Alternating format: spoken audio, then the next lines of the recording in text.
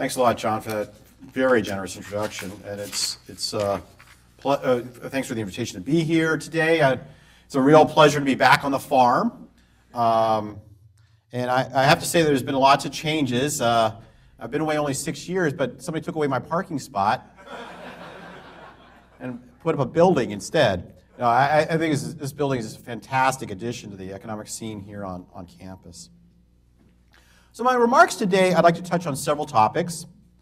I'll begin with a quick description of the structure of the Federal Reserve System and the deliberative process of the Federal Open Market Committee, the committee that makes monetary policy for the nation. Then I'll describe the FOMC's objectives. Next, I'll discuss how the FOMC can enhance the pursuit of its objectives by formulating what I'll call a public contingency plan based on what I'll term a mandate dashboard. Finally, I'll close with a discussion of considerations for near-term monetary policy actions.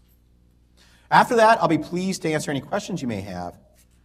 And before I begin, I should remind you that my comments here today reflect my views alone and not necessarily those of others in the Federal Reserve System, including my FOMC colleagues. So let me start with some basics about the Federal Reserve System.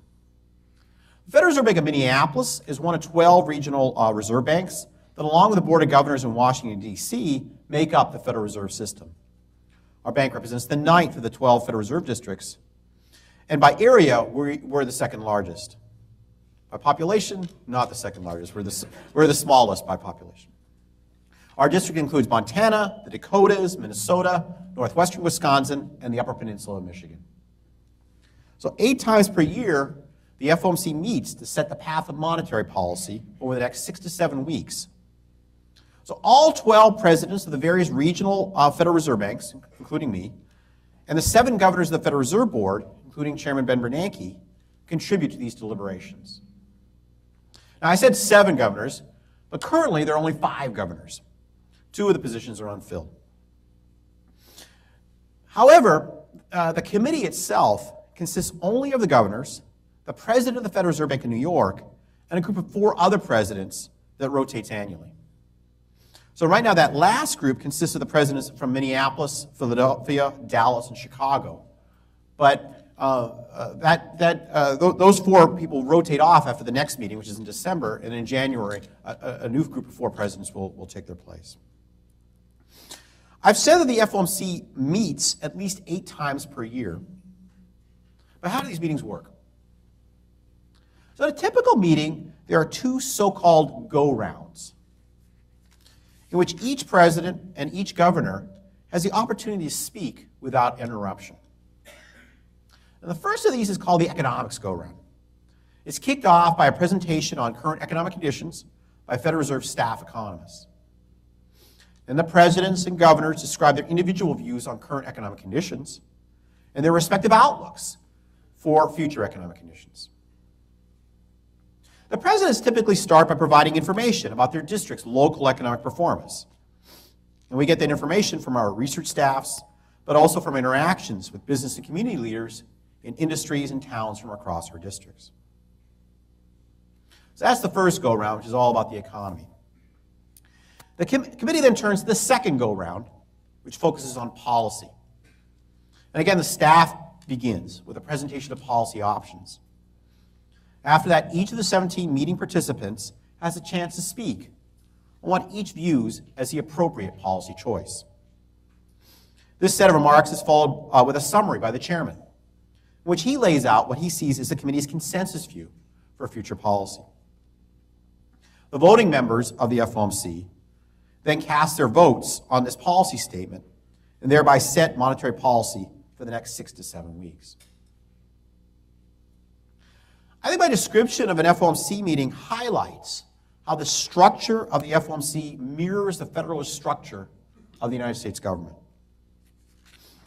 Representatives from different regions of the country, the various presidents, have input into FOMC deliberations.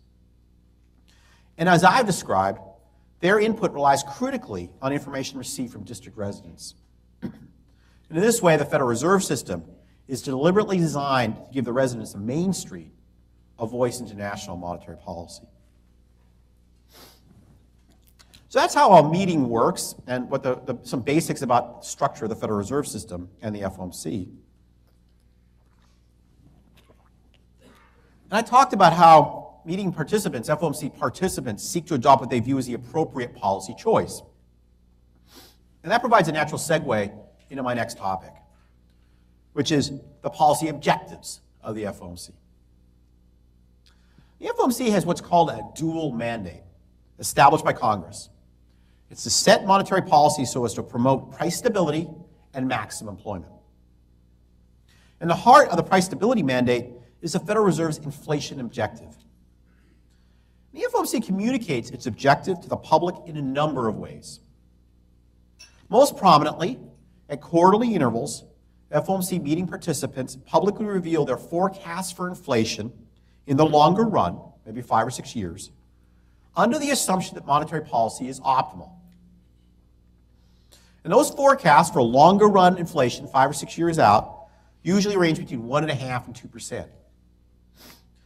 And so they're often collectively referred to by saying that the Federal Reserve views inflation as being mandate consistent if it is running at 2% or a bit under. Okay, so that's on the price stability side, we have this inflation objective, which is understood to be in the longer run to be between 1.5% and 2%. Or really, I guess a better way to phrase it is 2% or a bit under. Congress has also mandated that the FOMC set monetary policy so as to promote maximum employment. And an important and ongoing communications challenge for the committee is that it is much harder to quantify the maximum employment mandate than the price stability mandate. Changes in minimum wage policy, demography, taxes and regulation, technological productivity, job market efficiency, unemployment insurance benefits, entrepreneurial credit access, and social norms all influence what we might consider maximum employment. And I think it's important to keep in mind that these changes in in maximum employment can be short run or long run in nature. Like the rest of my colleagues on the FOMC, I expect unemployment to normalize at between 5 and 6% in the longer run under optimal monetary policy. But I want to stress that that estimate of long-run unemployment does not reflect my assessment of the current level of maximum employment. Over the past year, the FOMC has communicated through its statements that it perceives the current unemployment rate to be elevated relative to levels that it views as consistent with its dual mandate. In this situation, there is a trade-off involved in the making of monetary policy. On the one hand, adding monetary policy accommodation reduces unemployment, other things equal. On the other hand, adding accommodation increases the risk of generating inflation markedly higher than the committee's objective of 2% for a significant period of time. In choosing whether to add monetary stimulus or not, the committee must resolve this trade-off between reducing unemployment and increasing the risk of inflation. So those are the committee's objectives and sort of the trade-offs that it faces. So in particular, I've described how an FOMC meeting works. I've described the objectives of the committee, and I've described the tensions that currently exist between those objectives. I now want to turn to the formation of policy designed to achieve the FOMC's objectives. So right now, the FOMC has two types of what we call accommodation, monetary accommodation in place.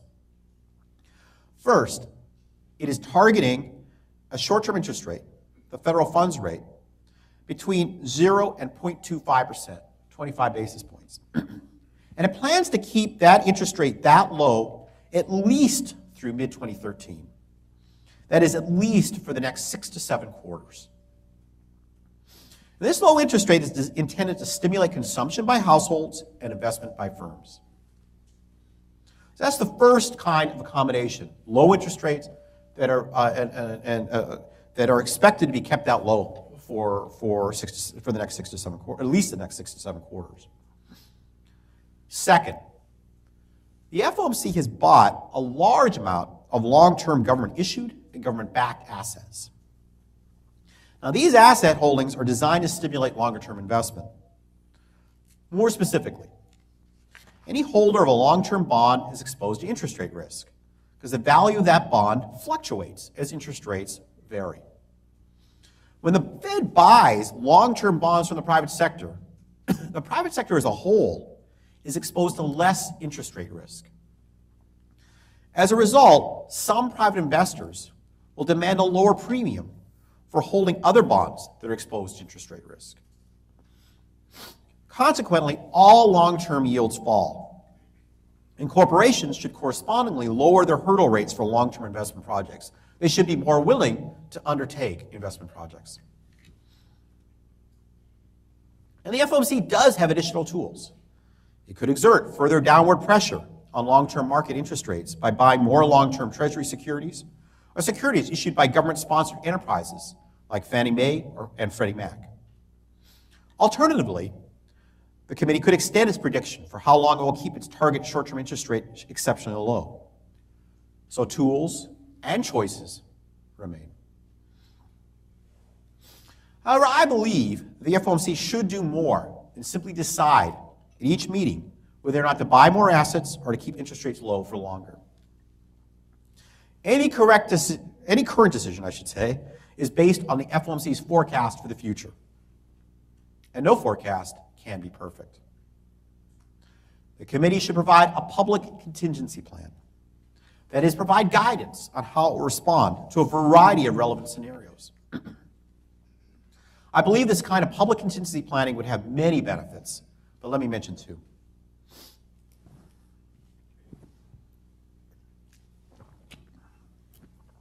So first, without appropriate context, the FOMC's actions may at times suggest that its formulation of its dual mandate objectives have changed. For example, I've spoken to many members of the public who believe the FOMC's current highly accommodative stance implies that the FOMC's inflation objective has shifted upward from that 2% or a bit under that I described. I've certainly argued that they're wrong, but I'm also sure that by articulating a clear public contingency plan and sticking to it, the FOMC can inspire greater public confidence that its actions represent the systematic pursuit of its dual mandate objectives. Second, I've heard from businesses that policy uncertainty is curbing their incentive to hire or invest. I've heard from consumers that policy uncertainty is curbing their incentive to spend. An FOMC public contingency plan can help reduce the contribution of monetary policy to this general background of uncertainty. So those are the two benefits of a public contingency plan. Then we come to the question of how should the FOMC actually formulate a public contingency plan? Here I think it's useful to think of a driver who is trying to maintain a car speed. To do so, he'll vary pressure on the accelerator in response to changes in road conditions, current and expected, hills, valleys, rough pavement, headwinds. In the same way, the FOMC varies its chosen level of monetary accommodation in response to changes in current and expected economic conditions. Now, this kind of systematic response to changing economic conditions strikes me as an essential part of good monetary policy for at least two reasons. First, there is a great deal of empirical evidence and theoretical support for the idea that following a policy rule, as economists call it, is what enables the committee to achieve its dual mandate goals. Second, and perhaps more importantly, actions speak louder than words. The committee can claim that it intends to make monetary policy so as to fulfill its dual mandate. But the public can and does watch its actions carefully in this regard. If the committee fails to adjust its chosen level of accommodation appropriately in response to changes in economic conditions, the public may well begin to doubt the committee's claims about its goals. But what conditions are relevant? Again, I think that it's useful to think of a car driver who is trying to maintain his speed. To know how much or know how little acceleration to provide, the driver would certainly like to know his current speed. But as well, he would like to know how future road conditions, like hills, are likely to affect his future speed. And I think the FOMC's problem has been quite similar to this. Just like the driver needs to know his current speed, the FOMC needs an accurate measure of current inflation and unemployment. That's what the dual mandate is about, is inflation and unemployment. So you need current measures of those variables. Just as the driver needs an estimate of his future speed based on anticipated road conditions, the FOMC should have an assessment of the future levels of inflation and unemployment. So I find it helpful to summarize the relevant information in what I term a mandate dashboard. So the dashboard provides real-time readings on current and expected inflation and unemployment. And here's what the dashboard looked like in the FOMC meeting that took place earlier this month. So I'll talk about the dashboard beginning with the inflation side, the left side. And the first cell from the left is current inflation. The second cell is what inflation is expected to be in 1 year's time. And the third cell contains a forecast for inflation in 2 years' time. The unemployment side is quite similar. You've got the first cell from the left represents current unemployment. Second cell represents a forecast for unemployment in a year's time. And the third cell is a forecast for unemployment in 2 years' time. Now, I have to be, I'm talking about inflation and unemployment. I have to be at least a little more precise for this audience about what I mean by inflation and unemployment.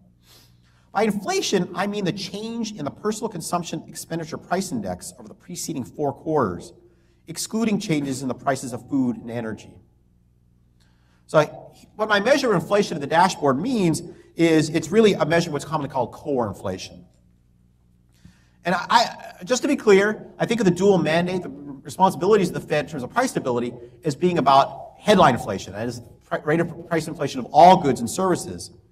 But I'm using core inflation here because I view it as a good measure of overall inflationary pressures over the next 2 to 3 years, getting rid of some transitory large fluctuations in energy prices in particular. By unemployment, I mean the unemployment rate average over the 3 months in the current quarter. And so these forecasts for future inflation and unemployment are the midpoints of the central tendencies of the projections of the FOMC participants that they released in November. So there's 17 participants. I think they throw out the 3 largest and the 3 smallest, and then report the endpoints of that, and then I'm taking the average of those endpoints. Now, I think it's important to note this dashboard includes information from other current variables besides inflation and unemployment. The forecast for inflation and unemployment could potentially be based on a wide range of information. Anticipated changes in fiscal policy, changes in European financial markets, and so on. Basing policy on the mandate dashboard allows policy to react to changes in these other economic variables. But using this kind of dashboard that I have up here requires monetary policy to respond to any economic variable only insofar as it affects current and future inflation or current and future unemployment. So you're not responding just to the change in the physical situation for the sake of the physical situation. You're not responding to the change in European financial markets for the sake of those markets. You're responding to them because they're affecting your either current or forecasts of future inflation and unemployment. This restriction seems entirely appropriate given the limited nature of the FOMC's statutory assignment from Congress.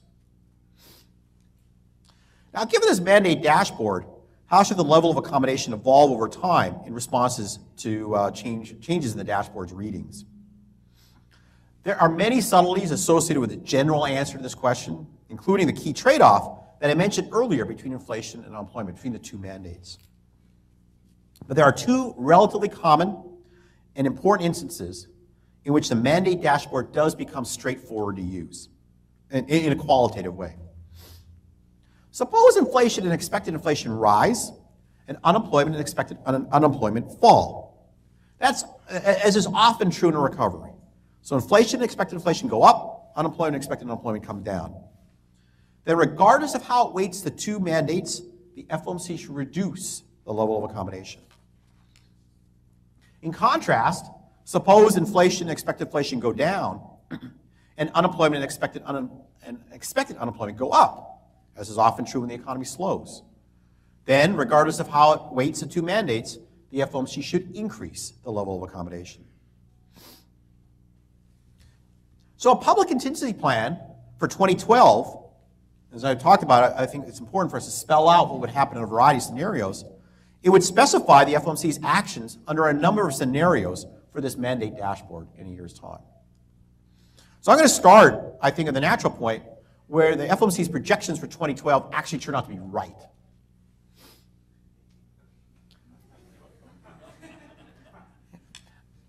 It wasn't meant as a joke.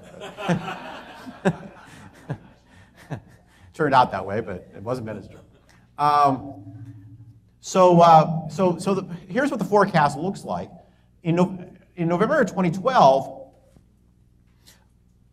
so I should say right up the front, the second cell in the November of 2012 row, so you go to that number 17, which is the second cell over in the November 2012 row, that's the forecast for inflation in 2013.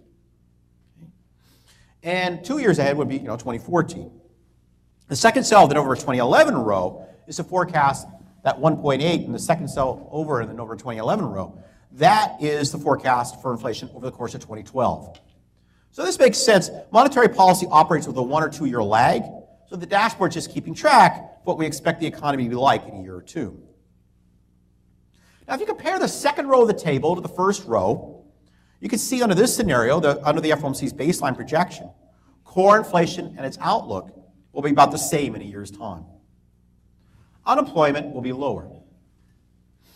These changes in the dashboard's readings suggest that under the scenario that the economy evolves in 2012 as the committee expects, the committee should actually reduce the level of monetary accommodation over the course of 2012. So inflation stayed about the same, unemployment is reduced, should reduce the level of accommodation. How would you go about doing this? How would you reduce the level of accommodation? Well, I told you the committee is projecting that it's going to keep its target short-term interest rate extraordinarily low for at least the next 6 to 7 quarters. What we can do to reduce the level of accommodation in November 2012 is just change that estimate to a shorter period of time. So instead of 6 to 7 quarters, something shorter than that. Now, as I think the audience has already suggested, the FOMC's projections have proven imperfect over the past few years. With that in mind, the committee should provide public guidance on how it will respond to other scenarios in 2012. So here's another scenario in 2012 in which conditions are worse than expected. Inflation, in this alternative scenario, inflation has fallen since November 2011, and unemployment has risen since November 2011. This would imply you should increase the level of accommodation. So there are a couple of ways you could do that. Again, I've told you that the committee is currently projecting it's going to keep interest rates extraordinarily low for at least 6 to 7 quarters. The committee could increase the level of accommodation by increasing that 6 to 7 quarters to some longer period of time. Alternatively, it could increase in combination by purchasing additional long-term securities issued by the federal government or by government-sponsored enterprises. So I've been talking about how a mandate dashboard can be helpful in formulating a public contingency plan, in particular a public contingency plan for monetary policy next year in 2012. But I think the mandate dashboard also clarifies an important inconsistency in the making of recent monetary policy. So as John mentioned, I became president of the Minneapolis Fed in October of 2009. I attended my first FOMC meeting in November of 2009 as a non-voter. So when I think about current monetary policy, I find it pretty natural to look back at my first meeting and what the dashboard looked like then. So that first row tells you what the dashboard looked like in November of 2009. Conditions were grim. The committee expected low inflation and ongoing disinflation over 2010 and 2011. Unemployment was expected to average well above 9% over 2010 and 2011. 2 years later, the situation, while hardly ideal, has improved markedly. I would say the evolution of the dashboard reading suggests that monetary policy should be less accommodative now than it was in November of 2009. But in fact, through choices dating back to last November, the committee has made monetary policy considerably more accommodative.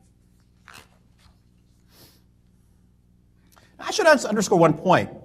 Like many private sector forecasters, as I hinted at earlier, the FOMC has overestimated the strength of the recovery over the past 2 years. And you can see that in in the November 2009 row. So if you go to for example, 2 years ahead unemployment rate, the committee was forecasting in November of 2011, in the fourth quarter of 2011, the unemployment rate would be 8.4%. It's actually 9.1%. So this observation does, and I think it's very critical to understand what this observation means, that the committee has underestimated the strength of recovery.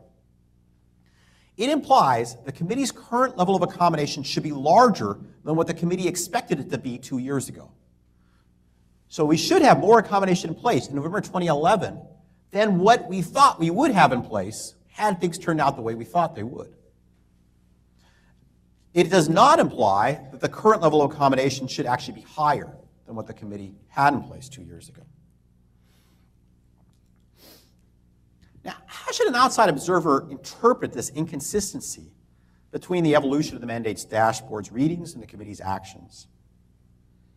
So earlier in my speech, I set forth what I see as the key trade-off involved in making monetary policy, at least under current circumstances.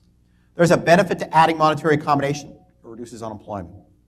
There is a cost to adding monetary accommodation as well. It increases the risk of having inflation run above the committee's objective of 2% for multiple years.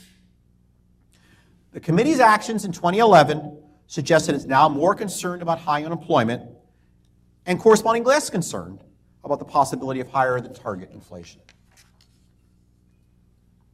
Now, I want to be clear here. I view the committee's current resolution of this trade-off between inflation and unemployment as being a justifiable one. And when I joined the committee in 2009, I viewed the committee's resolution of the trade-off as also being justifiable. What I see as problematic in terms of these actions is the committee's resolution of this trade-off seems to be changing over time. Now it seems like it's more willing in 2011 to tolerate higher than target inflation than it was in 2009. If this drift in inflation tolerance were to persist, or were expected to persist, it could give rise to a damaging increase in inflationary expectations. This is bad on the price stability mandate, of course, but undoing such an increase in inflationary expectations, as Americans discovered in the early 1980s, requires drastic policy steps that have extremely painful consequences for employment. So it's exactly in this sense that I've said in earlier speeches that the committee's actions in 2011 have served to weaken the committee's credibility. I think it's critical for the committee to avoid the further drift in this resolution of the key trade-off between inflation and unemployment. So looking forward, the committee should take actions to avoid further drift in this resolution. I think it can accomplish this goal in part by formulating and following a public contingency plan that is explicitly grounded in metrics like the mandate dashboard. Now, no contingency plan can ever be definitive. Inevitably, the FOMC will learn things that it did not expect to learn. And so there may be conditions that could cause the FOMC to deviate from a chosen plan. But having a public plan and couching your decisions against the backdrop of that plan will enhance Federal Reserve transparency, Federal Reserve credibility, Federal Reserve accountability, and Federal Reserve consistency. In May of 2010, Chairman Bernanke stated, "Transparency regarding monetary policy not only helps make central banks more accountable, it also increases the effectiveness of policy." I agree completely with this sentiment. I see a public contingency plan based on the explicit use of metrics like the mandate dashboard as promoting exactly the kind of transparency that Chairman Bernanke was describing. Thanks a lot for listening, and I'm happy to take any questions you might have.